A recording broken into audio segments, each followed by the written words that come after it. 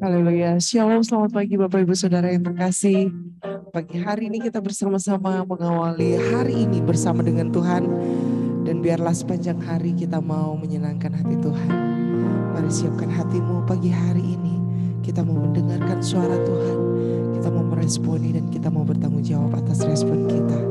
Haleluya.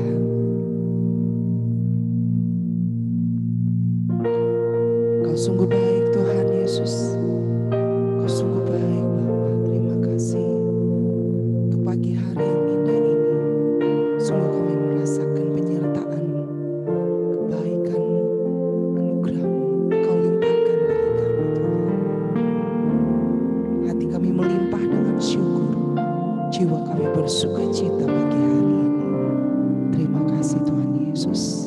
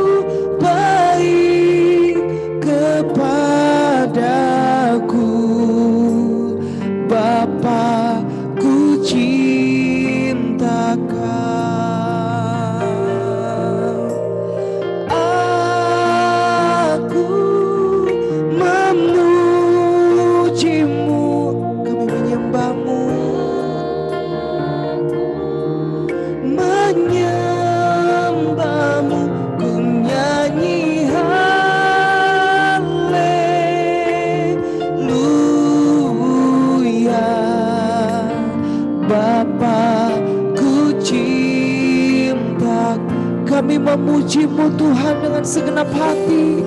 Aku memuji-Mu. Aku menyembah-Mu. Ku nyanyi haleluya.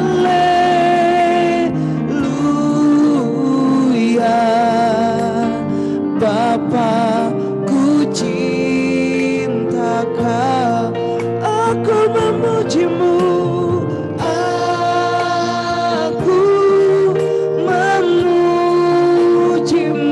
kami menyembahmu dengan segenap hati kami pagi hari ini Tuhan. Ku nyanyi haleluya,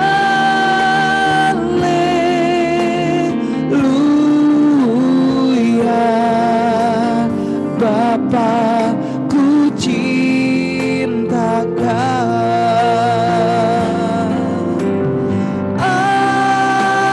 Aku memuji, aku menyembahmu, menyembahmu, ku nyanyi haleluya,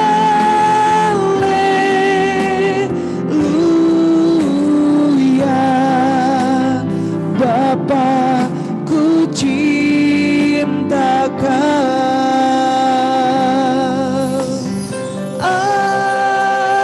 Aku memujimu, aku menyembahmu, ku nyanyi haleluya,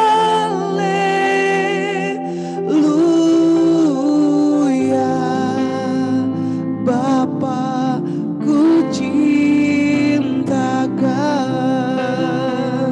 Ku nyanyi haleluya,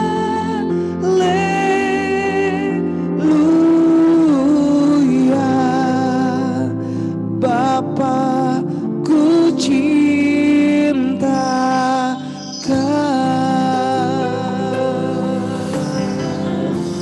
Kami sembah, kami puji, Kau Bapa yang baik. Sungguh kami rasakan kebaikan-Mu Tuhan, hari demi hari. Tiada kesudahan kasih setia-Mu dalam hidup kami. Terima kasih Tuhan Yesus, Engkau baik Tuhan.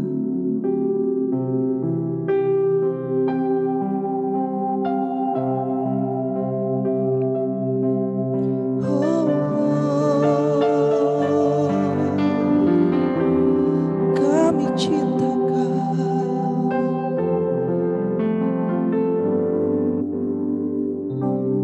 Ku cinta Kau, Yesus. Hanya Engkau bagiku, Yesus. Sungguh ku rindu mengatakannya, betapa aku mengasihimu.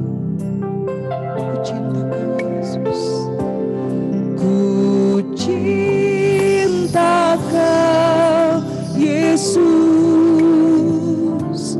Hanya Engkau bagiku, Yesus.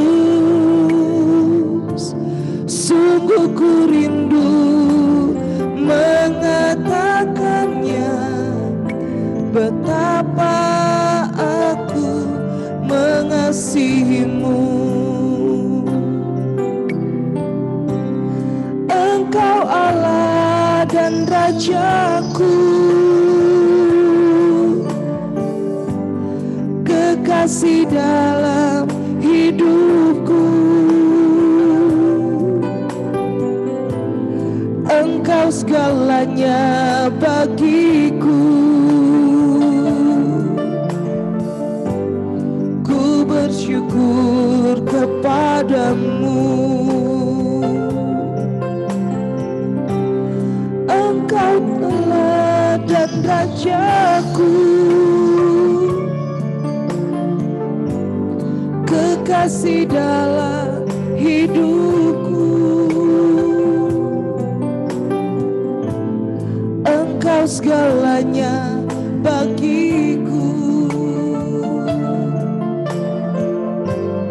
Ku bersyukur kepadamu. Oh, Engkau Allah dan Rajaku,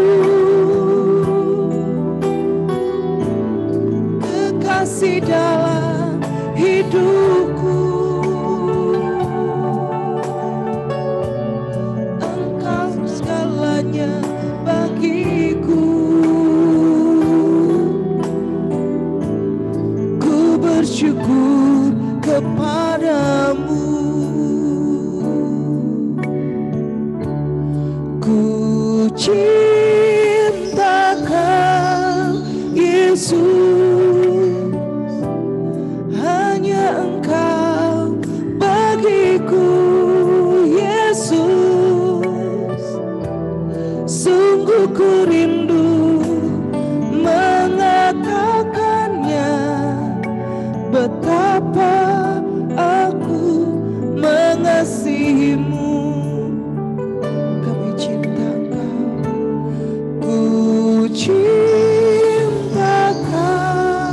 Yesus, hanya Engkau bagiku. Yesus, sungguh ku rindu mengatakannya, betapa aku mengasihimu. Engkau segala dan rajaku, kekasih dalam hidupku. Engkau segalanya bagiku. Ku bersyukur kepadamu, bersyukur kepadamu. Ku bersyukur kepadamu.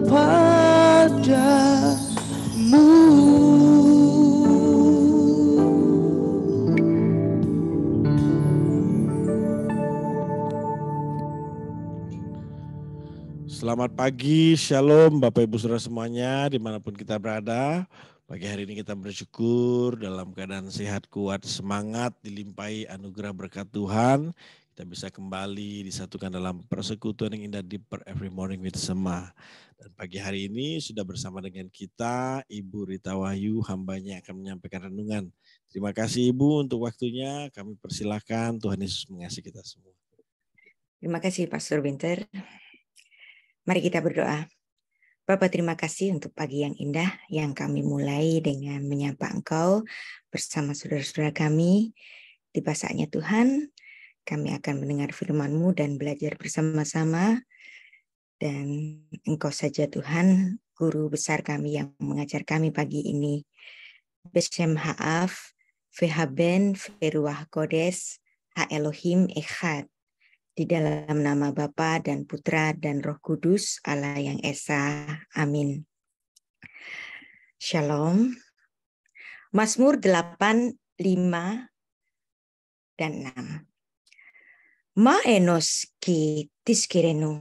Apakah manusia sehingga engkau mengingatnya?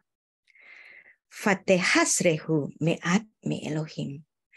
Namun engkau telah membuatnya hampir sama seperti Allah. Artificial Intelligence, disingkat dengan AI, lagi hangat dibicarakan. Gara-gara ada software AI yang bisa membantu kita untuk mengolah copywriting. AI tersebut bernama ChatGPT. ChatGPT merupakan program chatbot atau pesan yang dijawab oleh bot. Sistem kerja ChatGPT ini menggunakan algoritma dan machine learning untuk membuat pengguna merasa seperti berkirim pesan dengan orang sungguhan. Pengembangan awal metode ini melibatkan pelatih AI manusia, menggunakan metode percakapan dengan pengembangan di kedua sisi, yaitu pengguna dan asisten AI. Saya sudah coba, saya tanya pakai bahasa Indonesia, dia juga ngerti bahasa Indo. Ada yang dia bisa jawab, Ada yang dia nggak bisa jawab, tapi overall canggih banget deh. Kabarnya Mbah Google mau launching AI yang sama tahun ini, karena Mbah Google nggak mau dong gelar mbahnya itu hilang. Jadi sehari-hari saya berjualan barang teknologi, mesin-mesin industri yang menggunakan teknologi komputer. Jadi saya sangat tertarik dengan perkembangan-perkembangan teknologi ini. Kita baca Amsal 3 ayat 19. Hashem behokmah yasad aretz. Dengan hikmat Tuhan telah meletakkan dasar bumi. Konen syamaim bitefuna. Dengan pengertian ditetapkannya langit. Jadi perhatikan. Hashem behokmah yasad aretz. Hashem, Tuhan dengan hikmatnya meletakkan dasar bumi.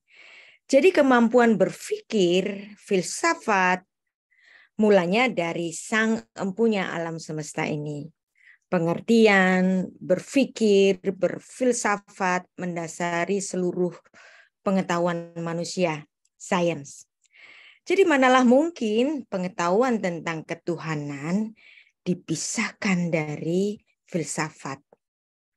Hikmat filsafat dari Hashem memberikan inspirasi kepada Moshe Rabenu, Musa Rabi besar kita, menuliskan 5 kitab sebagai dasar dan berita tentang Allah dan keselamatannya kepada dunia melalui sang firman. Sang empunya language yang inkarnasi ke bumi. Itulah filsafat dasar kejadian alam semesta yang seluruh genealogi kejadian alam semesta ini direkam dalam kitab Kejadian. Genealogi langit dan bumi ada di kitab Kejadian. Genealogi monoteisme ada di kitab Kejadian. Bahkan genealogi air yang bahkan lebih tua daripada pemikiran Thales dari Miletus ada di kitab Kejadian. 15 abad sebelum Masehi. Genealogi kalender, matahari dan bulan sebagai penanda waktu dan hari-hari dan tahun-tahun ada di kitab Kejadian. Genealogi manusia ada di kitab Kejadian. Genealogi pernikahan, genealogi pakaian, genealogi bahasa-bahasa. Kalau Alkitab tidak boleh dikatakan sebagai buku filsafat dan secara sombong dan arogan oleh para pembelajar ilmu filsafat menempatkannya sebagai sekedar buku iman, saya tanya, buku filsafat yang mana selain Alkitab yang bicara mengenai kelahiran sebuah bangsa, saya tanya, di mana? Buku filsafat yang mana memberikan alasan mula pertama manusia harus berpakaian? Ada nggak filsuf yang berpikir secara ini dan menuliskannya dalam sebuah buku? Buku filsafat yang mana selain Alkitab memberikan alasan mengapa manusia ini memiliki bahasa-bahasanya sendiri-sendiri? Apa yang menjadi dasar? Apa yang menjadi mula dari perbedaan-perbedaan itu? Buku filsafat yang mana? Saya tanya. Awal kejadiannya bagaimana? Saya tanya. Hanya Alkitab memberikan sejarah maupun dasar filosofisnya. Thales, Socrates, Platon, Aristoteles, dan sederetan nama-nama yang mungkin Anda sebutkan, saya tanya, pernahkah mereka membicarakan genealogi seperti Alkitab membicarakan genealogi? Sombong banget ya, sebagian kita ini nggak mau mengakui Alkitab sebagai buku filsafat. Hidup dan kehidupan di alam semesta ini mulanya dari firman, dafar, logos. Dan Tuhan berfirman, jadilah, maka jadilah. Perhatikan betapa dahsyatnya kekuatan firman itu. Ada language, ada power. Mazmur 33 ayat 6. Oleh firman Tuhan, oleh firman Tuhan, langit telah dijadikan. Oleh nafas dari mulutnya, segala tentaranya. Naasu uverua pif kol sefaam. Para mistikus Yahudi berpendapat bahwa semua kehidupan adalah hasil dari permutasi yang berbeda dari huruf-huruf nama Tuhan, Havaya. Yang pasti pendapat itu hanyalah metafora.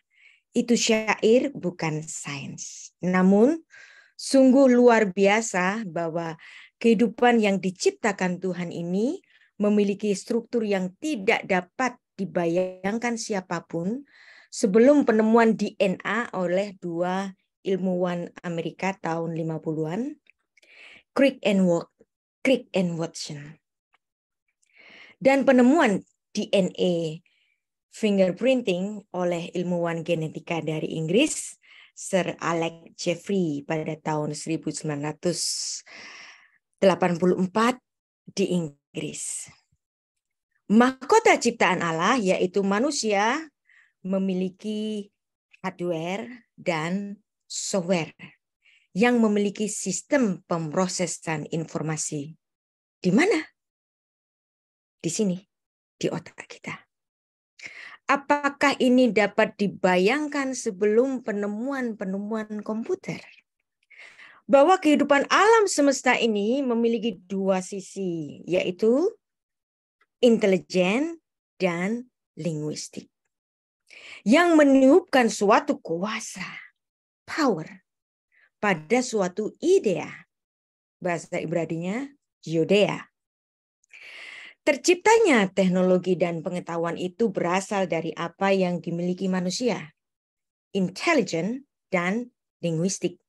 Meniupkan semangat baru pada ide.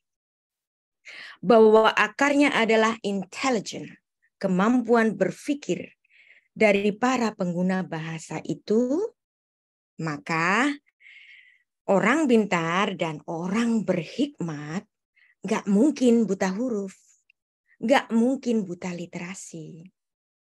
Gabungan dari intelligence dan language ini tidak lebih daripada apa yang ada di Alkitab kita. Bahwa Alkitab itu bukan mesin yang perlu dibongkar bagian-bagiannya, tetapi Alkitab berisi tentang kata-kata dan banyak kode-kode yang perlu diuraikan, dikode.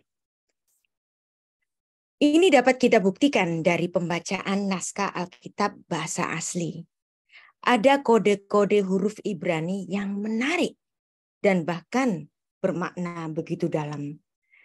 Ini masuk ke dalam filsafat letterisme Yahudi, filsafat huruf, gematria, notarikon, temura, suatu ilmu olah pikir yang tidak hanya berpikir secara kalimat, tidak hanya berpikir secara kata-kata, tapi juga berpikir pada gugusan setiap huruf-huruf Ibrani pada naskah suci bahasa Alkitab ini.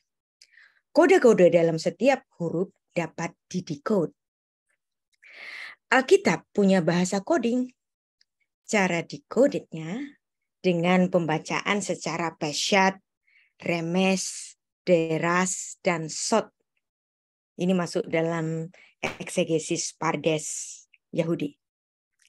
Kalau mau memahami ini, harus belajar membaca naskah bahasa asli Ibrani. Ikuti kelas-kelas saya di Sma Live Class setiap Sabtu pagi di lecture khusus Mikra Syabat.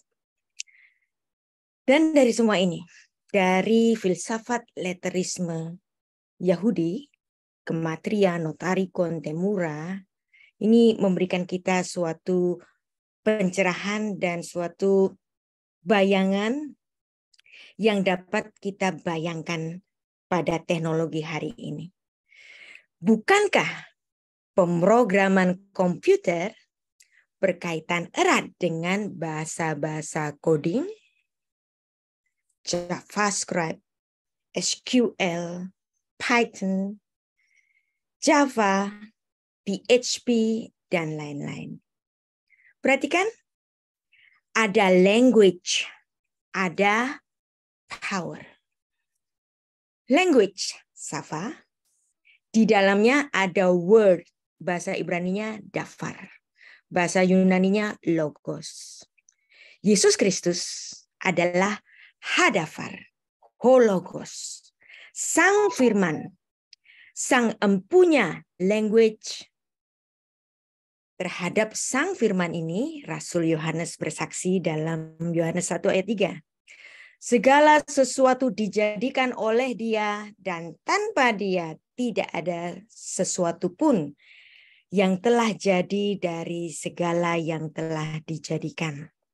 Bandingan dengan Mazmur 33 ayat 9. Kihu amar fayehi. Hu sifah fayamot. Sebab Dia berfirman, maka semuanya jadi. Dia memberikan perintah, maka semuanya ada. Dengan berfirman saja, semuanya jadi.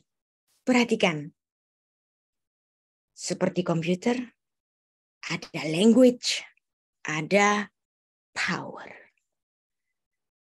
Sungguh Alkitab bersaksi kepada kita adanya divine intelligence dari Melek Haolam, Sang Raja Semesta. Bisakah Anda membayangkan divine intelligence ini? Kata Rabbi Yonathan Sachs pada tahun 2012 dalam bukunya, yang menurut saya ini adalah suatu perkataan yang avant-garde banget.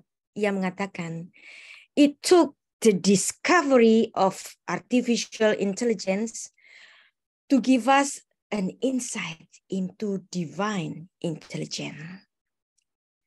Jadi kalau Anda ingin memahami divine intelligence hari ini, kita dapat membandingkannya dan mencoba membayangkannya dengan penemuan dan perkembangan dari artificial intelligence pada zaman ini.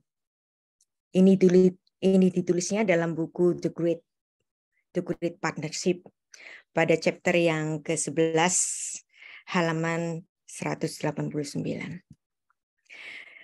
Jadi apa itu artificial intelligence, AI? Jujur, saya baru mendengar istilah ini pada tahun 2001 waktu nonton sebuah film yang disutradarai oleh Steven Spielberg. Judulnya Artificial Intelligence. Jadi sudah 22 tahun yang lalu. Film ini dibintangi oleh aktor cilik yang waktu itu saya suka banget, Haley Joel Osment. Dia berperan sebagai robot kecil yang hampir menyerupai manusia, dan diceritakan di film itu, robot itu punya perasaan mencintai. Nah, dari situ saya mulai keranjingan film-film sci-fi tentang AI, mulai dari The Matrix dengan 3 sequelsnya itu, dan kemudian ada film Eagle Eyes yang disutradari oleh DJ Caruso tahun 2008. Ketika teknologi maju tak terkendali, manusia pada akhirnya melawan superkomputer. Seru banget deh filmnya. Ada film serial yang saya nggak pernah absen nonton, itu adalah judulnya Person of Interest. Tahun 2011 sampai kira-kira tahun 2016 ya. Dibintangi oleh Jim Caviezel, kreatornya adalah Jonathan Nolan. Sebelumnya Jonathan Nolan menulis satu cerpen dengan judul Memento Mori, kemudian menjadikannya sebuah film Memento yang disutradarai abangnya Christopher Nolan. Saya suka banget nonton film. Saya bisa hafal macam-macam film. Kalau saya suka nonton filmnya, saya bisa nonton 3 kali atau lebih. Bahkan ada film-film tertentu yang saya ikut menghafalkan dialog-dialognya, bahkan memberi buku skripnya. Buat saya, film itu seperti anak teknologi, sekaligus satu karya seni yang lengkap banget. Di situ ada seni rupa, ada seni acting, seni musik, seni tari, seni sastra, bahkan suatu presentasi teknologi yang sedang ada dan yang sedang dikembangkan, dan bahkan teknologi yang akan ada jauh ke depan, ada di film-film. Apalagi film-film yang sinematografernya itu dikerjakan oleh Emmanuel Lubezki. Emmanuel Lubezki, pemenang 3 Oscar untuk Best Cinematography. Saya demen banget deh. Karyanya di film Gravity sangat bagus sekali. Pada tahun 2001, film yang berjudul AI, Artificial Intelligence ini sejenis science fiction. Tapi hari ini film itu bukan menjadi cerita fiksi lagi. Sudah hampir menjadi kenyataan. Information teknologi dan kemudian artificial teknologi berkembang sangat hebat. Demikian pula bioteknologi nggak kalah hebatnya. Negara-negara Asia pun mencapai perkembangan yang tidak kalah dengan negara-negara Barat, bahkan melampaui itu. Waktu saya kecil, ada film hitam putih, tapi isi ceritanya itu avant-garde banget. Judul serialnya itu The Twilight Zone, mungkin Anda tahu. Yang seumuran dengan saya mungkin Anda tahu. Dulu saya terheran-heran, kok ada sih orang bisa bikin film seperti ini, dan episode-episodenya itu selalu menarik. Dan tentu saja ada film Star Trek, ada juga film The $6 Million Man, Bionic Woman yang sudah bicara mengenai manusia setengah robot. Sekarang ini artificial teknologi bukan lagi merupakan teknologi masa depan. Sekarang sudah mulai banyak penggunaan AI yang dikembangkan di berbagai sektor, mulai dari manufaktur, otomotif, retail, hingga perbankan. Mobil-mobil baru menggunakan jenis autopilot, self-parking assistant. Pabrikan otomotif berlomba menampilkan fitur-fitur baru mereka yang memiliki teknologi advance driver assistance system. Jika melihat ke masa depan, kemungkinan perkembangan teknologi yang dihasilkan dari AI nggak akan ada habisnya, selalu ada yang baru.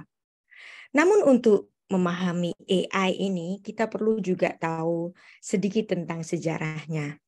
Jadi menginjak abad ke-20, istilah sejenis AI ini mulai bermunculan dalam penelitian dalam berbagai jenis film science fiction. Mulainya awalnya tahun 40-an hadir Atanasoff Berry Computer, ABC, yang dikembangkan oleh John Vincent Atanasoff, Clifford Berry, dan mereka ini adalah kelahiran orang Rusia dan Ukraina, dan kemudian tinggal di Amerika. Penelitian mereka di Iowa State University. Jadi istilah komputer itu sudah ada pada tahun 40-an. Kata komputer itu berasal dari bahasa Latin computare, yang artinya menghitung. Nah, kata bahasa Ibrani untuk komputer ini adalah makshef, dari kata kashaf, artinya berpikir. Sehingga makshef adalah mesin untuk berpikir dan mesin untuk merancangkan sesuatu. Istilah makshef dalam bahasa Ibrani ini tampaknya lebih tepat ya daripada istilah komputer itu, karena makshef mengandung istilah berpikir atau merancangkan sesuatu. Jadi hadirnya ABC tadi Atanasoff-Berry komputer membangkitkan semangat dari para ilmuwan yang lain untuk membuat electronic brain. Dan ini terus-menerus dikembangkan, dan itu dikembangkannya di Amerika. Lalu bagaimana dengan di Eropa? Wah, di Eropa juga nggak kalah keren ya. Ada satu mesin Enigma yang sangat cerdas pada zamannya. Jadi Enigma ini berasal dari bahasa Latin yang artinya teka-teki. Enigma adalah alat untuk mengirim pesan-pesan, sandi-sandi khusus yang digunakan untuk menginskripsi pesan rahasia. Enigma ini dikembangkan oleh seorang engineer Jerman pada tahun kira-kira tahun 1926. Dan mesin Enigma ini bentuknya sederhana banget seperti mesin ketik gitu. Hanya saja algoritma penyandiannya itu sangat rumit dan waktu itu mustahil orang itu dapat memecahkannya. Dan mesin Enigma ini sempat mampu dipecahkan oleh ilmuwan-ilmuwan dari Polandia tahun 32. Marian Rejewski dan Jerzy Rossicki dan teman-teman mereka. Namun sayangnya Jerman mengetahuinya lalu mendesain ulang mesin Enigma ini tahun 39. Walaupun sempat diubah oleh Jerman, pada akhirnya mesin tersebut bisa dipecahkan oleh tim Inggris. Dan sekarang saya mau bercerita mengenai seorang yang hebat, the father of computer science. Dia namanya Alan Turing. Saya pernah menulis ini di laman Sarapan Pagi, seorang ilmuwan Inggris, profesor lulusan Universitas Cambridge. Dia adalah cikal bakal penggagas mesin komputer modern. Jadi kalau Anda pegang ini gadget ya, Anda nggak boleh lupa satu namanya Alan Turing yang menciptakan semacam artificial intelligence pada zamannya. Mesin yang dapat berpikir, mesin yang dapat merancangkan sesuatu. Pada masa itu, Turing dan timnya dipercaya oleh Perdana Menteri Inggris Winston Churchill untuk menemukan atau membuat alat yang kemudian itu nggak pernah diduga akan bisa ditemukan, yakni mesin pemecah pesan-pesan rahasia dari Nazi Jerman yang bersumber dari mesin Enigma tadi. Mesin yang diciptakan Alan Turing ini adalah penemuan lanjutan dari mesin hitung, ciptaan Blaise Pascal pada abad yang ke-17. Kejeniusan Alan Turing ini mulai dikenal ketika ia berhasil memecahkan kode-kode rahasia dari mesin Enigma milik dari Nazi Jerman. Pesan-pesan rahasia milik Jerman ini kemudian dia dapat memecahkannya. Jadi mesin dari Alan Turing ini, setiap satu pesan rahasia yang dikirim tentara Jerman jika dipecahkan secara manual itu harus melewati 159 juta triliun kemungkinan untuk dipecahkan. Sedangkan dalam satu hari pada masa Perang Dunia Kedua itu, Jerman mengirimkan pesan-pesan yang sangat banyak dan tidak sedikit. Itulah kenapa tidak ada ilmuwan dari negara sekutu lawan Jerman mampu memecahkan kecerdasan mesin Enigma milik Jerman ini. Akibatnya perang demi perang dimenangkan oleh pasukan Nazi Jerman atas sekutu. Nah, atas kecanggihan mesin Enigma itu nggak sedikit nyawa pasukan sekutu tewas di tangan tentara Nazi Jerman. Nah, dengan mesin yang ditemukan oleh Alan Turing ini yang dapat memecahkan kode mesin Enigma itu, dan ini membuatnya Jerman menjadi dapat dikalahkan.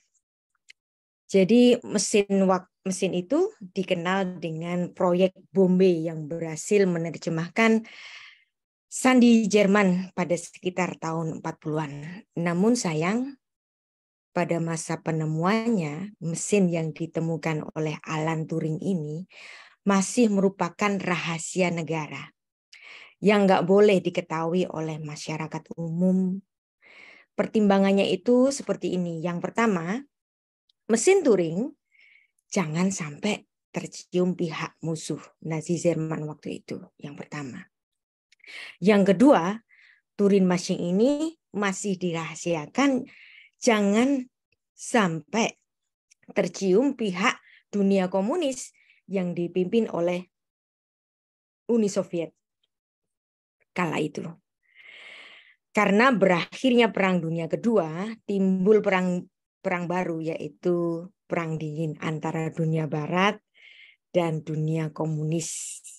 Amerika, sekutunya Amerika, dan NATO, lawannya dunia komunis yang dipimpin oleh Uni Soviet kala itu.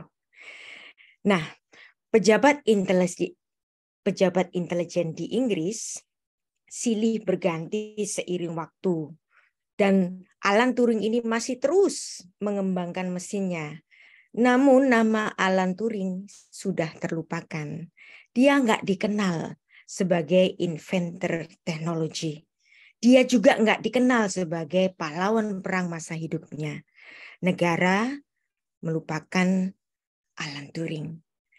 Alan Turing mati secara mengenaskan karena bunuh diri akibat stres dan depresi karena dia menjalani hukuman kebiri kimia karena tindakan homoseksualitasnya yang kala itu merupakan tindakan kriminal pada tahun 1954. Nah, kemudian karena dia disuntik terus dengan zat-zat kimia yang membuat dia stres, kemudian dia mati dengan cara bunuh diri pada umur 41, setahun setelah dia dijatuhi hukuman itu. Negara dan dunia sempat melupakan temuan Alan Turing.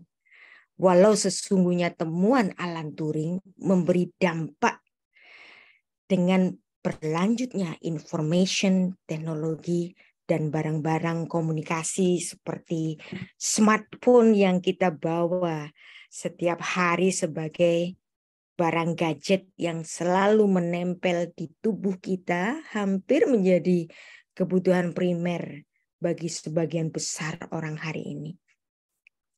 Ketika Alan Turing mampu menciptakan kode breaker bagi mesin Enigma milik Nazi Jerman, Alan Turing bukan sekedar ahli matematika. Dia bukan sekedar profesor jenius, penemu dasar-dasar terciptanya mesin digital komputer. Tapi ia adalah sekaligus pahlawan perang. Ia disebut the code breaker who saved millions of lives. Mesin ciptaan Turing ini mampu membuat durasi Perang Dunia Kedua itu menjadi lebih cepat terhenti. Jika kode breaker mesin Enigma ini nggak ditemukan, Perang Dunia Kedua masih bisa panjang 2 hingga 3 tahun lagi dan perkiraan orang akan mati akan bertambah menjadi 14 sampai 21 juta orang lagi yang akan terbunuh di Eropa. Nah, walaupun negara telah melupakan, dunia telah melupakan, barulah kemudian tahun 2013 nama Alan Turing ini direhabilitasi oleh negara Inggris dan namanya diabadikan sebagai perpustakaan di King College di Inggris, ya. Pastor Ruli sudah pernah pergi ke sana. Itulah kisah pilu tentang pahlawan perang, seorang yang super jenius di masa hidupnya, yang pada masa hidupnya orang tidak banyak mengenalnya, dan kisah hidupnya ini difilmkan dalam film The Imitation Game. Saya nonton ini pada saat premiernya dan waktu itu Saya mending bolos kerja daripada nggak nonton film ini. Setelah era Alan Turing, ada fase yang lebih 2 dekade sejak tahun 1973 yang dibiayai oleh US government. Dan ngomong-ngomong soal komputer, kita juga harus bicara mengenai teknologi serat optik yang pada tahun 1966 ini kabel serat optik pertama kali diproduksi. Nah, Anda juga perlu tahu ini siapa yang menemukan serat optik ini. Penemunya adalah seorang yang bernama Charles Kuenkau, ilmuwan kelahiran Shanghai yang tinggal di Amerika. Penemuan ini membuka terobosan yang mendasari inovasi dunia telekomunikasi dan optik. Dan kecanggihan yang kita terima hari ini nggak akan lepas juga dari penemuan serat optik ini. Saya pernah menulis mengenai Charles Kuenkau ini pada tahun 2009 saat Charles Kuenkau itu menerima hadiah Nobel. Pada saat menemukan serat optik ini, Kau itu memprediksi bahwa serat optik akan mampu mengantarkan informasi dengan sangat cepat, nyaris mendekati kecepatan cahaya. Kecepatan yang paling cepat sejagat raya. Dan waktu itu saya menyebutkan sebagai The Miracle Man. Memang orang ini sangat keren banget. Bayangkan serat optik sepanjang ini itu dapat memberikan informasi yang begitu cepat. Nah, dan kemudian ada teknologi komputer yang berkembang lagi tahun 97 itu namanya Deep Blue yang dikeluarkan oleh IBM. Dan mesin komputer ini, Deep Blue ini, pertama kalinya dapat mengalahkan pemain catur kelas dunia yaitu Garry Kasparov. Ya. Dan kemudian tahun 1997 ada teknologi baru yang kita semua mengenalnya hari ini, yaitu Windows mengimplementasikan penggunaan speech recognition software pada Dragon System. Nah, peran Amerika juga pemerintah Jepang pada era itu sangat menonjol dalam teknologi AI, artificial technology. Dan perkembangan AI pada abad ke-21 ini terus meningkat. Taiwan, China, Korea, semuanya bergiat mengembangkan teknologi ini. Seperti yang saya bilang tadi, film adalah satu media penyebaran informasi yang sangat cocok. Dan film adalah salah satu dari anak teknologi. Dan kalau sekarang Anda telah mengenal apa itu, pada tahun 2009 Google itu juga telah merancangkan perancangan mobil tanpa pengemudi, autopilot. Dan yang ramai sekarang ini tentu saja teknologi AI ChatGPT yang merupakan program chatbot pesan yang dijawab oleh chatbot. Jadi tahun 2014 para ilmuwan di Ohio State University telah merancangkan komputer untuk membaca emosi wajah manusia.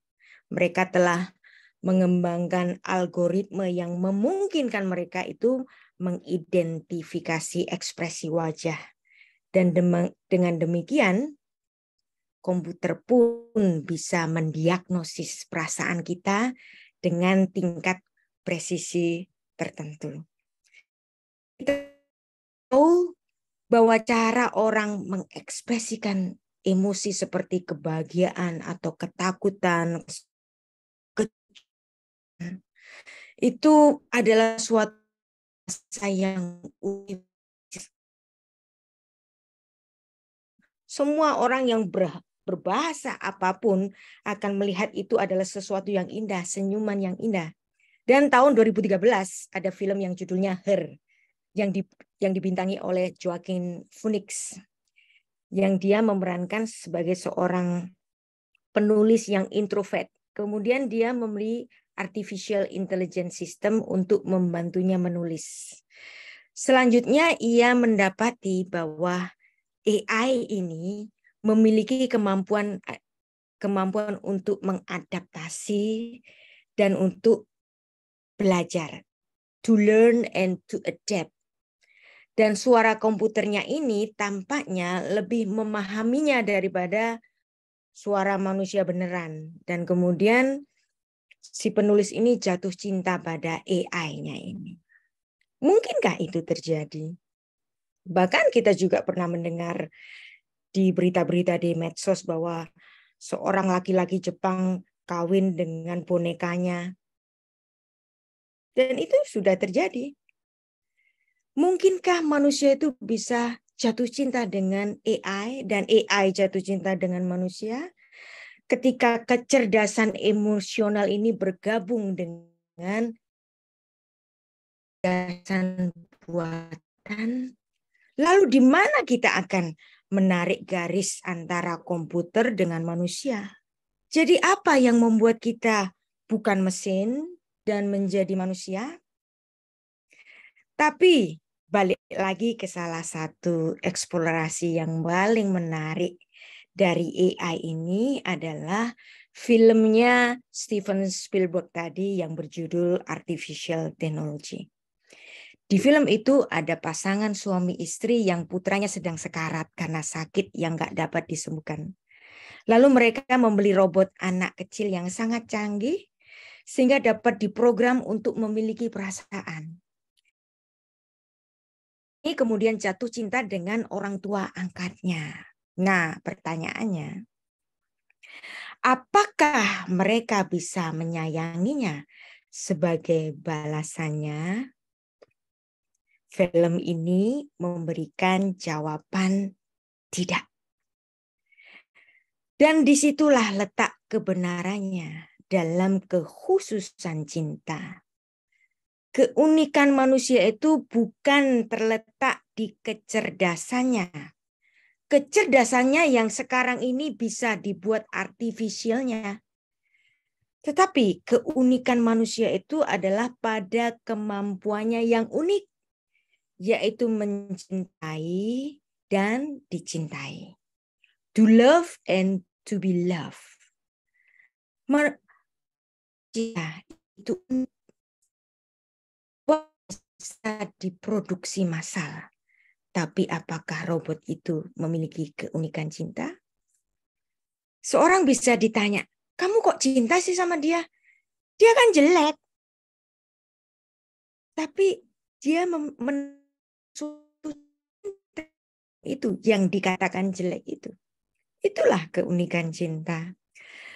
Seorang filsuf kelahiran 1929, Bernard Williams, ia mengatakan, we love individuals, not types.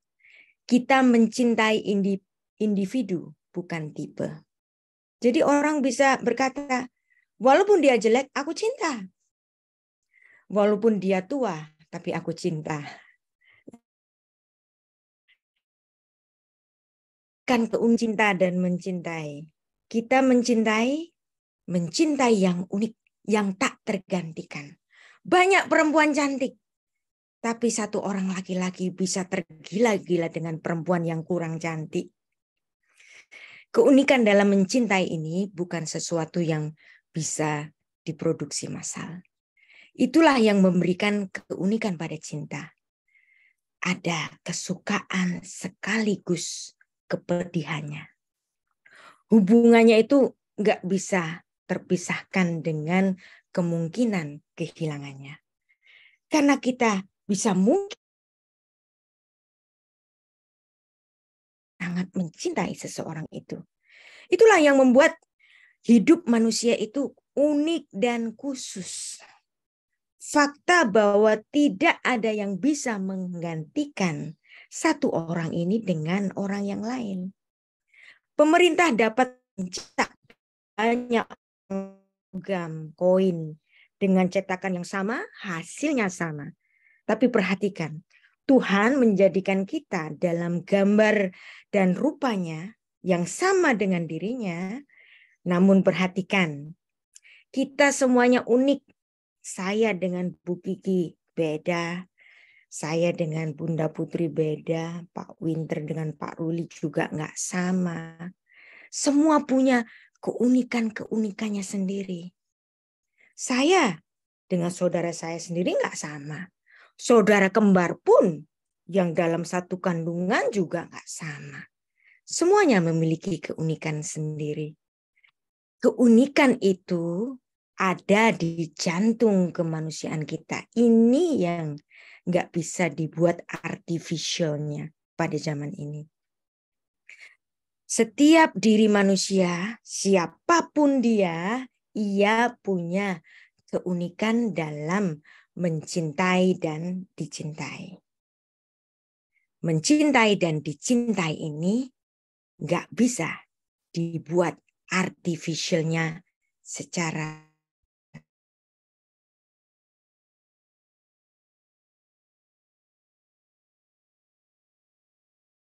4 ayat 8. Barang siapa tidak mengasihi, ia tidak mengenal Allah. Sebab Allah itu kasih. Fa'asher enenu ohef lo yada et ha-Elohim. Ki ha-Elohim hu ahava. Alkitab mengatakan yang terbesar itu kasih. 1 Korintus 13 ayat 13. Demikianlah ketiga hal ini, yaitu kasih. Dan yang paling besar di antaranya adalah kasih. Veata shelash eleh tamutna. Ha'emuna. Vehatikva. Veha'ahava. Vehagedolah. Ahava. Yang terbesar di antara ketiganya adalah kasih. Kasih dan kasih. Kasih yang unik. Kasih yang dari Tuhan. Karena Allah itu kasih, maka kita pun mengasihi, dikasihi dengan cara yang unik. Mari kita berdoa. Bapak, terima kasih. Ada banyak yang palsu di dunia sana. Ada banyak yang artificial di dunia sana. Manusia dapat membuat segala hal tiruannya. Tapi ada satu hal yang tidak bisa ditiru. Keunikan kasih dari Engkau, Tuhan. Dan kami semua unik di matamu. Kami semua berharga di matamu.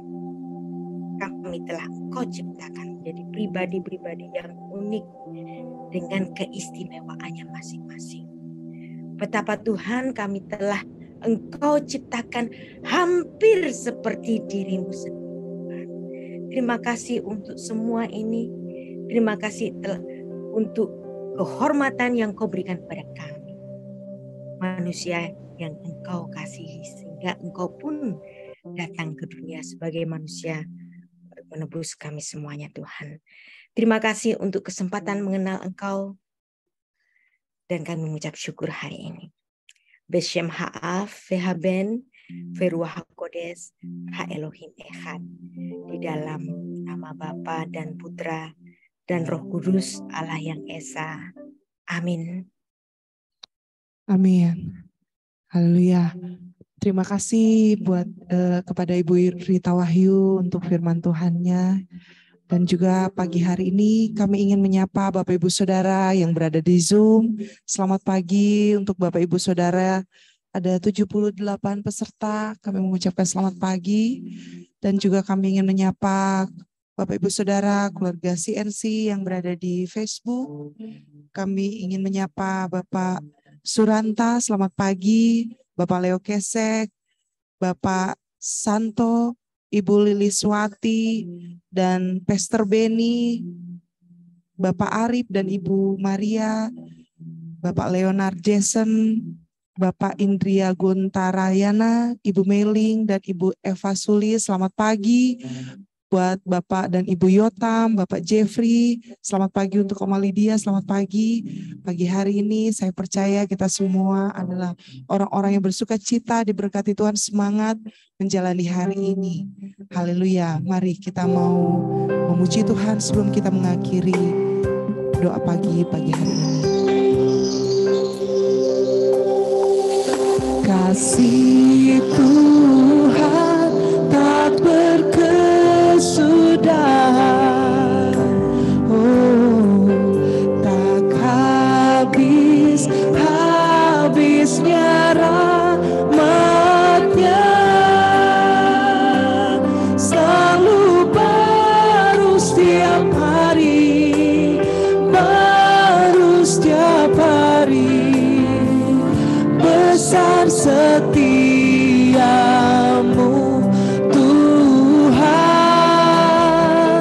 besar setiamu.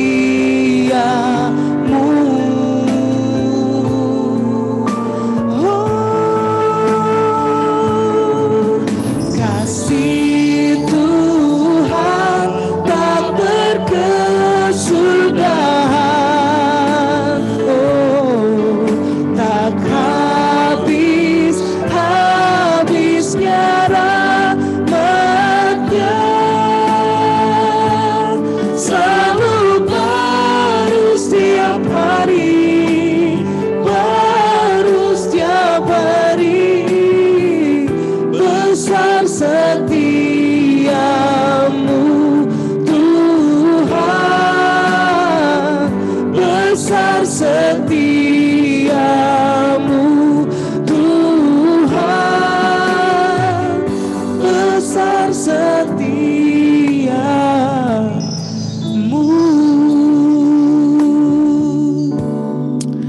Sehebat-hebatnya manusia menciptakan suatu, termasuk teknologi, ada banyak yang tidak dapat manusia mampu lakukan, khususnya dalam mengasihi dan dikasihi.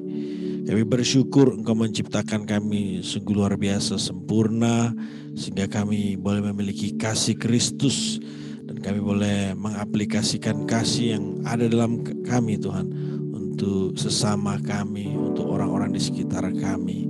Terima kasih untuk kebenaran yang sudah disampaikan oleh Ibu Rita Wahyu. Biarlah Tuhan Yesus nantiasa memakai memberkati hamba-Mu ini dimanapun berada, dalam kehidupan pribadi, keluarga, pekerjaan, pelayanan, melalui seluruh kehidupannya. Nama-Mu saja dimuliakan Tuhan. Kami bersyukur untuk hari yang baru yang Kau sediakan bagi kami semua. Kami ingin menjalani hari ini bersama dengan Tuhan Yesus. Tidak ada hal yang perlu kami takutkan dan khawatirkan, sebab kami melangkah bersama Allah Immanuel, Allah yang menyertai kami sampai pada kesudahannya. Apapun yang menjadi bidang profesi pekerjaan pelayanan kami, bersama dengan Tuhan Yesus kami cakap menanggung segala sesuatu. Terima kasih Tuhan, sebelum kami berpisah, kami akan menerima berkat daripada-Mu. Bapak Ibu Saudara, terimalah berkat Tuhan. Wajah-Nya menyinari kita dengan kasih karunia. Tangan-Nya yang kuat menuntun menyertai kemanapun kita pergi, sehingga apa yang kita kerjakan dibuatnya berhasil dan beruntung. Nama Yesus Tuhan dimuliakan. Kekasih Tuhan, anak Bapa yang dikasihi, murid Kristus yang sejati, terimalah berkat Tuhan, sukacita, damai, sejahtera, persekutuan yang semakin intim dengan Roh Kudus, sampai Tuhan Yesus datang kedua kali menjemput-Mu. Percayalah hidupmu semakin serupa seperti Kristus, bertanggung jawab hidup, merindukan langit baru, bumi baru. Kami terima berkat-Mu Tuhan, di dalam nama Tuhan Yesus yang sudah diberkati, siap jadi berkat bersama kita, katakan amin. Terima kasih Bu Rita, terima kasih Bapak Ibu Saudara, sampai bertemu besok. Tuhan Yesus memberkati kita semua. Shalom. Terima kasih Bu Rita. Terima kasih Bu Rita.